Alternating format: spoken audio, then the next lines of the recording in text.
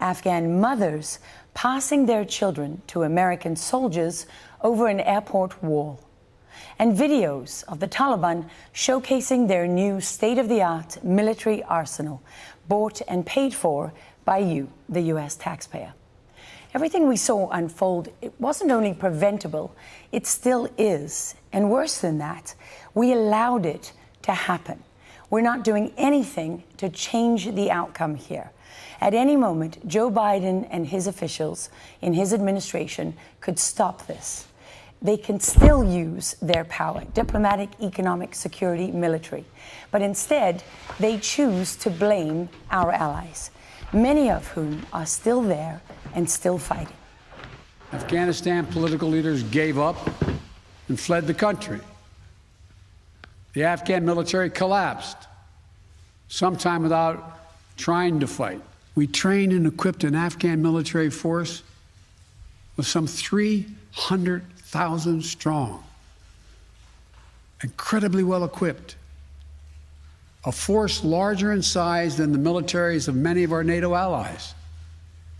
We gave them every tool they could need. And then you took them away in one moment. U.S. air support, the contractors for the Afghan Air Force, everything.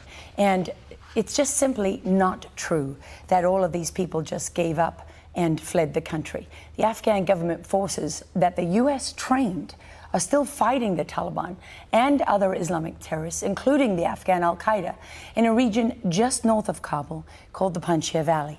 It's the last standing province in the entire country that these terrorists do not control. And the Taliban, what they do control is the information flow. They want you to think it's all been conquered, it's all over. While the democratically elected head of the country, Amrullah Saleh, who was vice president at the time the president fled and became acting president, they want you to believe that he, along with all the forces that soldiers in this country have fought beside, and all of our allies there for decades, have not been abandoned by Joe Biden.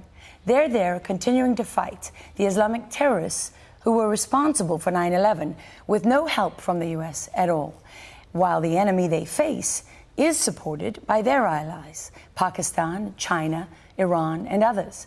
So while our senior military leaders at home question their will, they have been abandoned.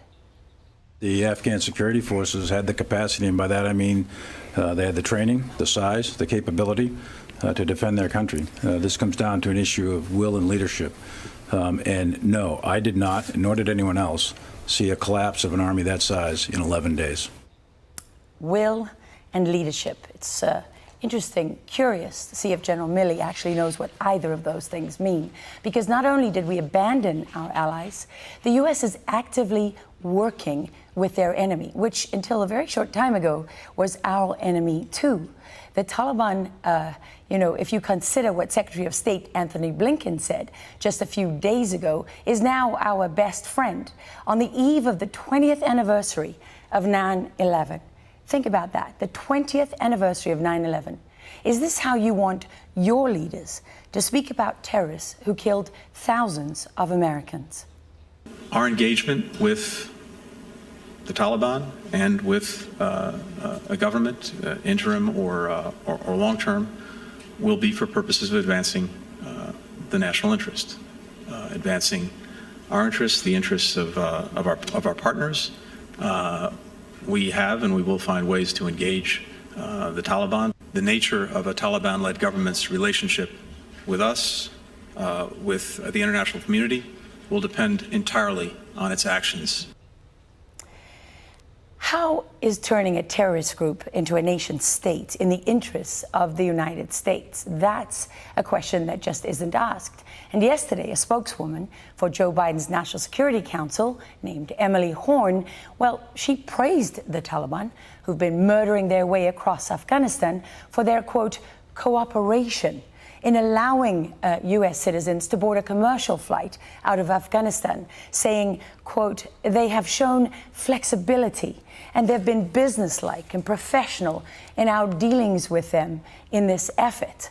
They haven't allowed green card holders and our Afghan allies, who are most vulnerable and high risk, to leave.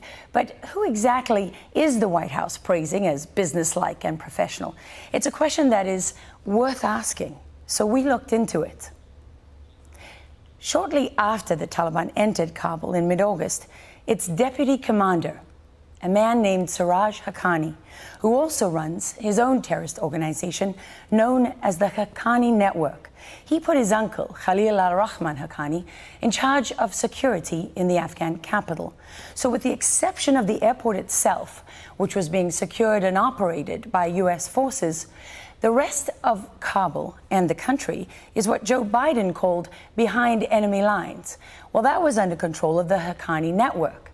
So who are they? Well, according to the U.S. government, the Haqqani Network is a foreign terrorist organization. The United Nations agrees with that. This network has been on the United Nations Security Council sanction list since 2012. And in fact, Siraj Haqqani and many members of his family are among the most wanted terrorists in the world. The FBI has been looking for him for some time.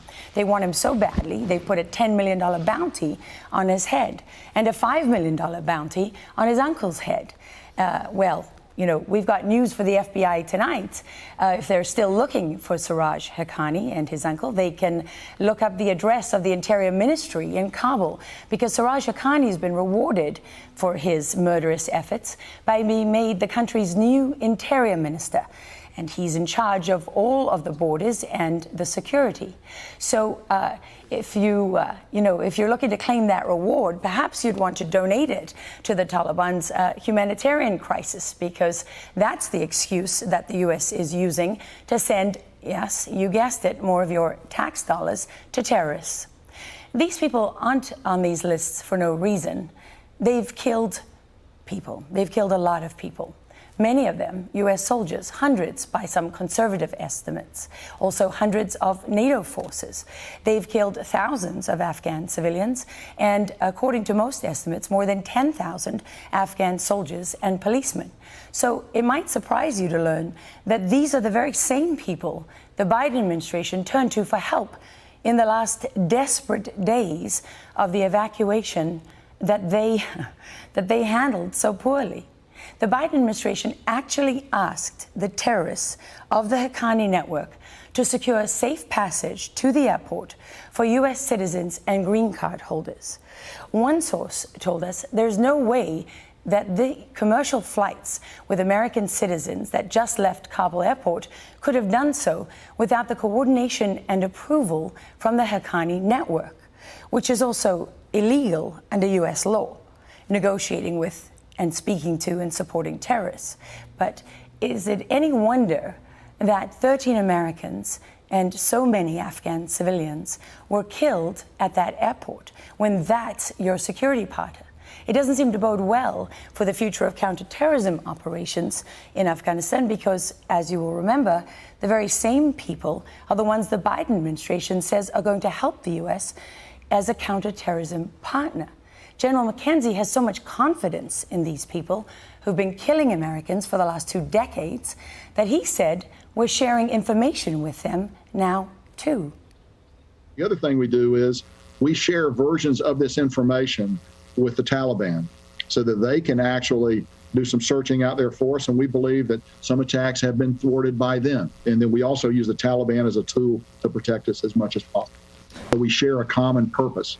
As long as we've kept that common purpose aligned, they've been useful to work with. They've cut some of our security concerns down. A common purpose with terrorists It's just hard to believe that we even got to this point. And now tonight we can confirm that there is one type of intelligence the US has left behind in the hands of the Taliban. This is the biometric database and the scanners that come with that capability that are called interagency identity detection equipment. There are multiple reports of these devices being used not by the US in Kabul when people were boarding those planes, but by the Taliban and the Islamic terrorists that they work with at the checkpoints that we were sending our American citizens and vulnerable Afghan allies through to get to the airport to try to leave the country. Sensitive biometric data like iris scans and fingerprints of every single person who worked with American and NATO forces. These are people the Taliban consider collaborators, and those devices enable the Taliban and Al-Qaeda to hunt them down anywhere. They can find anyone who worked with and for the US or the Afghan government, or anyone who believes in the idea of freedom. They can find them anywhere they are. These individuals are the ones who are relying on us, who turn to us to help after we turned and relied on them. We don't have to imagine what their fates will be.